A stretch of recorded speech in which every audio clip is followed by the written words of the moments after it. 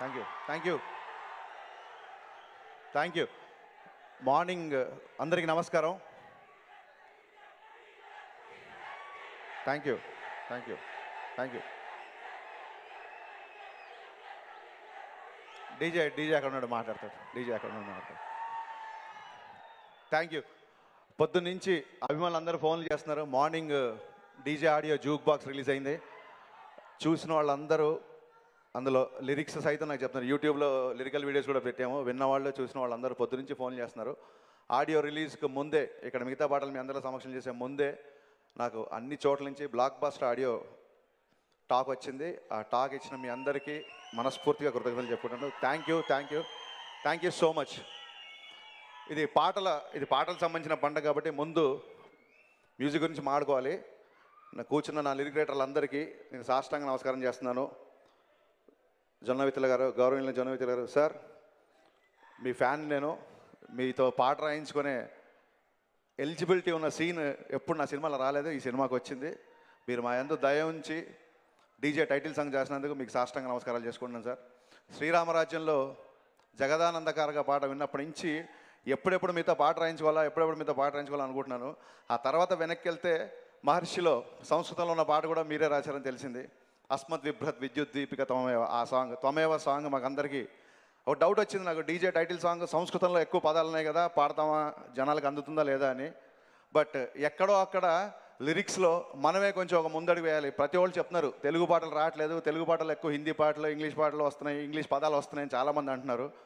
So సమయం సందర్భం వచ్చినప్పుడు తెలుగు పాట వినిపించాలి అని నేను ఎప్పుడో డిసైడ్ అయ్యాను. దాని రిజల్టే డీజే శరణం భజే భజే సాంగ్ అవ్వచ్చు, అస్మైక యోగ సాంగ్ అవ్వచ్చు, తెలుగు పాట కరవచ్చు. చాలా చోట్ల సైన్ బోర్డ్స్ చూస్తుంటాం, సేవ్ టైగర్స్, సేవ్ లయన్స్. తప్పులేదు, క్రూరమృగాల్ని కాపాడదాం, వన్యమృగాన్ని కూడా కాపాడదాం. బట్ నాకు అనిపించింది ఏంటంటే వాటితో పాటు, అంటే అవి తప్పని కాదు, వాటితో పాటు తెలుగు సాహిత్యాన్ని, తెలుగు పాటని కూడా కాపాడుకుందాం. దయచేసి వాటికి ఇచ్చిన విలువల సగమన్నా తెలుగు సాహిత్యానికి మనందరం ఇవ్వాలని మనస్ఫూర్తిగా కోరుకుంటూ, అంటే మీరు అనుకుంటారేమో ఇప్పుడు ఒక కెవ్వుకేక లాంటి పాట రాయించిన హరీష్ శంకర్, ఒక కెవ్వుకేక లాంటి పాట రాయించుకున్న హరీష్ శంకర్ సాహితీ గారు ఇక్కడ రాయనే అస్మైక యోగ పాట రాసింది. ఇవాళ స్టేజ్ మీదకి వచ్చి తెలుగు సాహిత్యం, తెలుగు పోయిటరీ అని మాట్లాడడం అనుకుంటారు. అద్వైత సిద్ధికి, అమరత్వ లబ్ధికి గానమే సోపానము అని రాసిన వేటూరి గారు, శివుని నయన త్రయలాస్యం అని చెప్పి, శివుని నయన త్రయలాస్యం నాట్యం అని చెప్పి సాగర సంగమంలో నాట్యం గురించిన వేటూరి గారు, ఆయనే ఆరేసుకోబోయి పారేసుకోయి రాశారు. ఆకుచాటు పింద తడిసి అనే పాట కూడా రాశారు. ఆ సందర్భంలో ఆ పాట ఎంత కరెక్టో ఈ సందర్భంలో ఈ పాట అంతే కరెక్ట్. ఒక విలను మద్యం సేవిస్తూ ఒక అమ్మాయితో సరదాగా గడుపుతున్నప్పుడు అక్కడ సాహితీ గారు కెవ్వు కేకే రాయాలి, కెవ్వు కేకే రాస్తారు.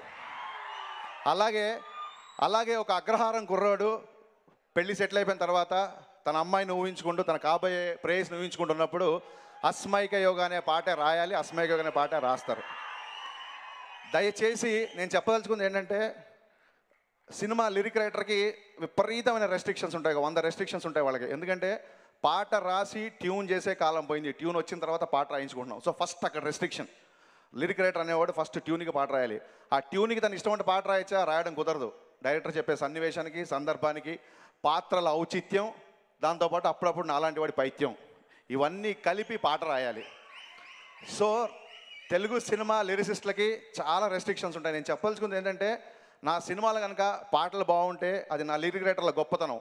ఒకవేళ అందులో పదాలు మీకు నచ్చకపోతే ఆ తిట్లు నాకు ఇవ్వండి, పొగడ్తలు మా లిరిక్ రైటర్లకు ఇవ్వండి. ఎందుకంటే వాళ్ళని రెస్ట్రిక్ట్ చేసి మాకు ఇలా కావాలి అలా కావాలని చెప్పి వాళ్ళతో మార్పించుకొని పాటలు రాయించుకునేది నేను దర్శకుడిని. కాబట్టి దయచేసి ఇది డిప్లొమసీకో లేకపోతే మోడెస్టీగా ఉండని చెప్పట్లేదు, ఇది వాస్తవం కాబట్టి మీతో షేర్ చేసుకుంటాను. Thank you. డీజే గురించి మాట్లాడతాను. అలాగే పవర్ స్టార్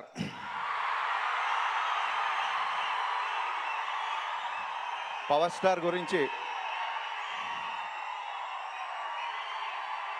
మాట్లాడుతున్నాను.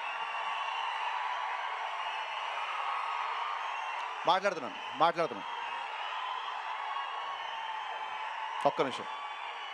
పాటల గురించి మాట్లాడాక పవర్ స్టార్ గురించి. పాటల గురించి మాట్లాడకపోతే నేను మాట్లాడతాను. పవర్ స్టార్ గురించి మాట్లాడకపోతే మీరు ఎలా ఫీల్ అవుతారో తెలియదు, కానీ నాకు మాత్రం అది అసంపూర్ణంగా అసంతృప్తిగా ఉంటుంది. Thank you, thank you all, thank you all. ఇకపోతే ఈ పాటలకి సంగీతం అందించిన దేవిశ్రీ ప్రసాద్. నేను ఎప్పుడు దేవిశ్రీ ప్రసాద్ అంటుంటాను. సర్జీ మన సినిమాలో ఇద్దరు హీరోలు, స్క్రీన్ మీద హీరో అల్లు అర్జున్ అయితే స్క్రీన్ వెనకాల దేవిశ్రీ ప్రసాద్ నా హీరో. ఒక సన్నివేశాన్ని, దర్శకుడు చెప్పిన సన్నివేశాన్ని దర్శకుడి కంటే ఎక్కువ అర్థం చేసుకొని దానికి సంగీతం చేసి లిరిక్స్ పట్ల, ఇప్పుడు అతను న్యూజిలాండ్లో ఉన్నాడు. సర్జీ, I'm sure your watching this. తను న్యూజిలాండ్లో ఉన్నాడు ఇప్పుడు. ఆడియో రిలీజ్ అయ్యే ఒక 2 hours బిఫోర్ వరకు కూడా ఇంకా లాస్ట్ పాటలో భాస్కర్ పట్ల గారితో లిరిక్ చేంజ్ అంటున్నాడు. జనరల్గా నేను లిరిక్ పంపించేస్తాను దేవికి. ఎవరైనా సరే మ్యూజిక్ డైరెక్టర్ ఓకే చేయగానే రికార్డ్ చేస్తారు. దేవి లాస్ట్ మినిట్ వరకు సర్జీ ఇంకా అక్కడ ఒక పదం వేస్తే బాగుంటుంది, ఇక్కడ ఈ పదం ఇంకా ఇలా రాస్తే బాగుంటారు అని చెప్పి లిరిక్ డైరెక్టర్ అందరికీ తెలుసు. పాట రికార్డ్ అయ్యే లాస్ట్ క్షణం వరకు, అంటే సింగర్ చరణం పాడుతున్నప్పుడు ఎండ్ పల్లవి మార్చి లేకుంటే అనుపల్లవి మార్చిన రోజులు కూడా ఉన్నాయి. అంత తపన పడతాడు దేవిశ్రీ ప్రసాద్ లిరిక్ విషయంలో కూడా. నా పాట వినబడాలి, ఆ తర్వాతే నా మ్యూజిక్ అనే ఏకైక మ్యూజిక్ డైరెక్టర్ దేవిశ్రీ ప్రసాద్. ఇవాళ మార్నింగ్ డీజే బ్యాక్గ్రౌండ్ స్కోర్తో సహా చూశాను. సర్జీ పాటలు ఎంత అద్భుతంగా చేశారో, పాటల్ని మించి ఈ సినిమా బ్యాక్గ్రౌండ్ స్కోర్ చేశారు దేవిశ్రీ ప్రసాద్ గారు. Thank you so much, thanks a lot, thank you so much. నాకు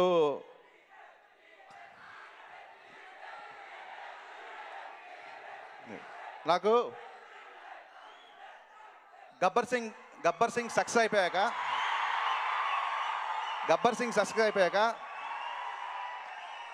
మీరు చూడండి, యూట్యూబ్లో కానీ ఎక్కడ కానీ కళ్యాణ్ గారి ఇంటర్వ్యూలు ఎప్పుడు లేవు. గబ్బర్ సింగ్ గురించి ఆయన ఎప్పుడు ఎక్కడా మాట్లాడలేదు.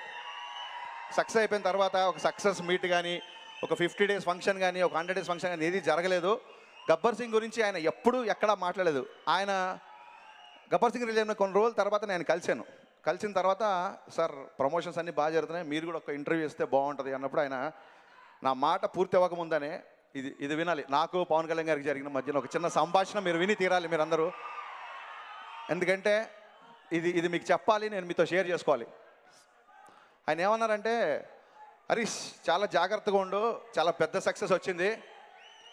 సక్సెస్ ఏం చేస్తుందంటే మనిషిని ఒక ఉన్న పడని ఒక చోట ఉండనిది, లేచి తంతా ఉంటుంది.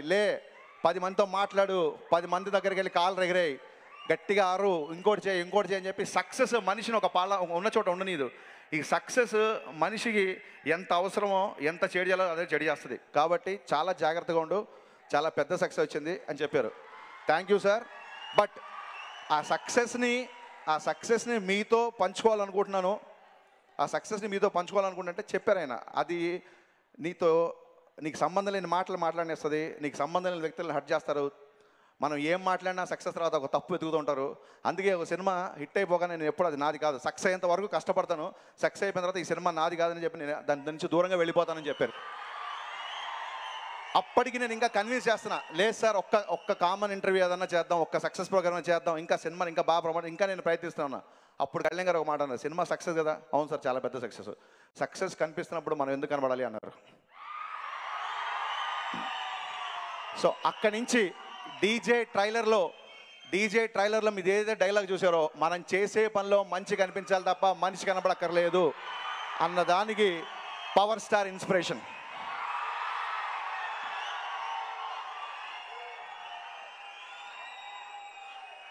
చాలామంది అడుగుతుంటారు పవర్ స్టార్తో సినిమా ఎప్పుడని. దానికి గబ్బర్ సింగ్ సినిమా నేను చేస్తాను ఎప్పుడు అనుకోలేదు. దానికి ప్రకృతి సహకరించాలి, ఆయన నుంచి ఆదేశం రావాలి. అండ్ గబ్బర్ సింగ్ డైరెక్టర్ కంటే ముందు నేను ఆయన అభిమానిని ఫస్ట్, ఆ తర్వాత గబ్బర్ సింగ్ డైరెక్టర్ని. సో సినిమా చేసాం, ఆయన సినిమా డైరెక్ట్ చేస్తానని చెప్పి ఆయన అభిమానం, ఆయన సినిమాని చూసి అభిమానం అయ్యా. అలాగే ఇప్పుడు సినిమా చేస్తానని చేయాలో తెలియని చెప్పి అభిమానం ఆగిపోదు.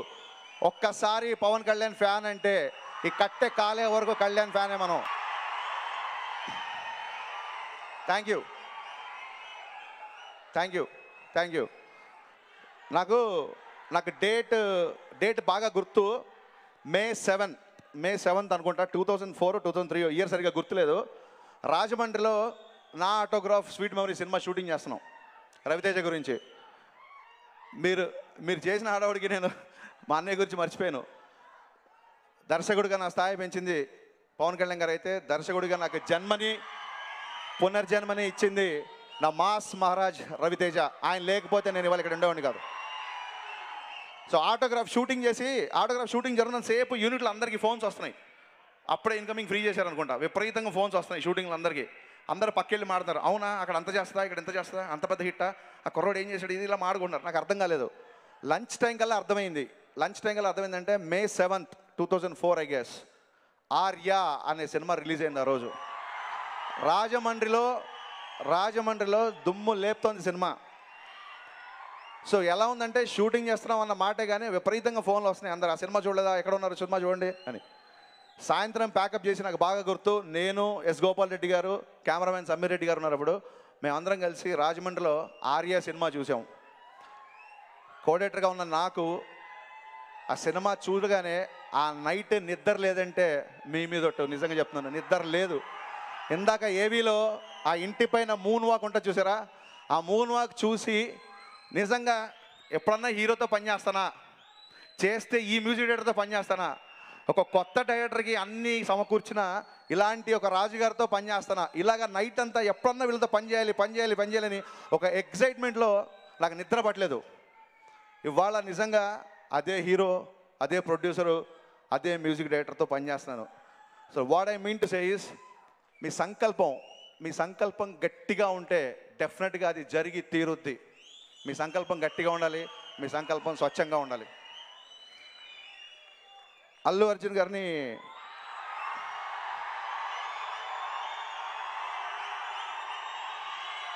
సో ఇందాక చెప్పినట్టు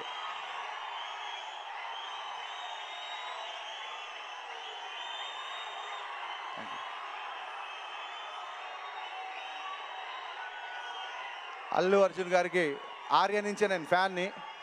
నాది 6 సినిమాల అనుభవం అయితే అల్లు అర్జున్ గారిది 17 సినిమాల అనుభవం. నిజంగా చెప్తున్నాను సార్. అరవింద్ గారు, first of all thank you so much. నాకు తెలుసు నేను ఇంకో టాపిక్ వెళ్తున్నా, బట్ ఓవరాల్గా క్లారిటీ ఉంటుంది, నాది గ్యారెంటీ. అరవింద్ గారు, thank you so much for having so much patience and faith in me. ఏ ముహూర్తాన బన్నీకి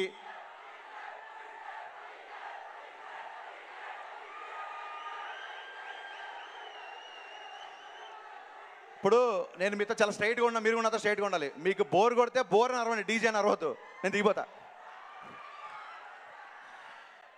ఏ ముహూర్తాన బన్నీకి అర్జున్ అని పేరు పెట్టారో, ద్రోణాచార్యుడు మహాభారతంలో చెప్పినట్టు అర్జునుడిని మొదటిసారి బాణం ఎక్కుపెట్టం అన్నప్పుడు నీకేం కనబడుతుందంటే పక్షి కన్ను తప్ప ఇంకేం కనబడలేదు అన్నట్టు. ఏకాగ్రతకి మారు పేరు భారతంలో అర్జునుడు.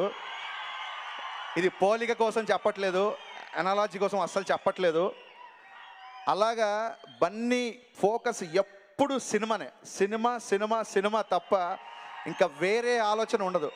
24 hours. అంటే ఎవరన్నా పొద్దునుంచి ఫైట్స్ చేసి, పొద్దునుంచి డ్యాన్సులు చేసి, ఒళ్ళు హూనమయ్యేలాగా పనిచేసిన తర్వాత ప్యాకప్ అనగానే గబుక్కున థ్యాంక్స్ అని చెప్పి అలాగా కారెక్కేసి వెళ్ళిపోతారు. ప్యాకప్ అయిపోయిన తర్వాత నెక్స్ట్ డే సీన్ ఏంటి, నెక్స్ట్ మనం ఏం చేస్తున్నాం, కెమెరామెన్ సెటప్ ఏంటి అంటే కొన్నిసార్లు 1-2 గంటల డిస్కషన్. కొన్నిసార్లు సార్ జనరేటర్ వాళ్ళు రిక్వెస్ట్ చేస్తారు, లైట్స్ ఆఫ్ చేసుకోవచ్చా, వాళ్ళు వెళ్ళిపోవాలి మళ్ళీ పొద్దున్న 4 గంటలు అంటే, ఓ సారీ సార్ నాకు టైం తెలియదని వెళ్ళిపోయాడు. ప్యాకప్ అయిపోయిన తర్వాత 2 గంటలు 3 గంటలు కూర్చొని నెక్స్ట్ డే సీన్ గురించి మాట్లాడడం. ఈ సినిమా ఫస్ట్ టైం ఆయన బ్రాహ్మణ్ క్యారెక్టర్ వేశారు. ఈ సినిమాలో డెఫినెట్గా ఇప్పుడు నేను చెప్పను, కొన్ని సర్ప్రైజ్లు ఉన్నాయి. నిజంగా చూసిన ప్రతి ఫ్యాను కాళ్ళు ఎగరేస్తాడు ఈ క్యారెక్టర్కి. అందులో నాది పూచి. అలాగే ఆ బ్రాహ్మణ్ స్లాంగ్లో ఆ స్లాంగ్ చెప్పడం కోసం కానీ, ఆ క్యారెక్టర్ కోసం తను తీసుకున్న శ్రద్ధ కానీ చూస్తే బ్రాహ్మణులందరూ ఆయన హక్కును చేర్చుకుంటారు. అంత కష్టపడ్డాడు. ఎందుకు కష్టపడ్డాడంటే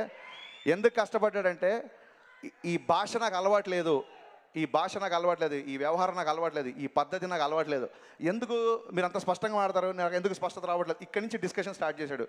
సార్ ఏం లేదు, జనరల్గా మేము నాన్ వెజ్ తినం కాబట్టి కొంచెం స్పష్టంగా వస్తుంది, నాన్ వెజ్ తింటే కొంచెం ఇలాగా 4 చిన్నప్పుడు అలా చెప్పారు. అయితే ఓకే అని చెప్పి నాన్ వెజ్ మానేశారు. ఈ క్యారెక్టర్ జరుగుతున్న సేపు నాన్ వెజ్ మానేసి చేశారు సినిమా. ఇలాగా ఒక్కొక్కటి చెప్పుకుంటూ వెళ్తే బేసిక్గా ఒక 20 నిమిషాలు ఈ కథ చెప్పగానే, హరీష్ మనం ఈ సినిమా చేస్తున్నాం, నాకు నచ్చింది కానీ నాకు 2 గంటలు కథ కావాలి అడిగారు. అదేంటి 20 నిమిషాలు బాగానే ఉందన్నారు కదా, మళ్ళీ 2 గంటలు అయింది. ఆ తర్వాత ఒక వర్షం చెప్పాను, బాగుంది, దీనికి ఇంకా కావాలన్నారు. ఆ తర్వాత ఇంకో వర్షం చెప్పాను, బాగుంది, దీనికి ఇంకా కావాలన్నారు. ఒక డైరెక్టర్ని మ్యాక్సిమం పుష్ చేసి, చాలామంది అనుకుంటారు డైరెక్టర్లు మేము హీరో నుంచి అది రాబట్టుకున్నాం ఇది రాబట్టుకున్నాం, నేను ఏమీ రాబట్టుకోవాలి, నా నుంచే అన్నీ ఆయన రాబట్టుకున్నారు. సీరియస్లీ సార్, ఇది మొన్న చెప్పాను మళ్ళీ చెప్పాను, ఇది ఎటకారం కాదు. అంటే ఎలాంటి హీరో అంటే నేను జనరల్గా నా సినిమాలో మీరు చూస్తుంటే హీరో క్యారెక్టరేషన్ మీద ఎక్కువ నేను ఫోకస్ పెడతాను, నాకు అది ఇష్టం. హీరోయిజంతో పెరిగిన వాళ్ళం హీరో సినిమాలు అంటే ఇష్టం, అలా చూస్తాం.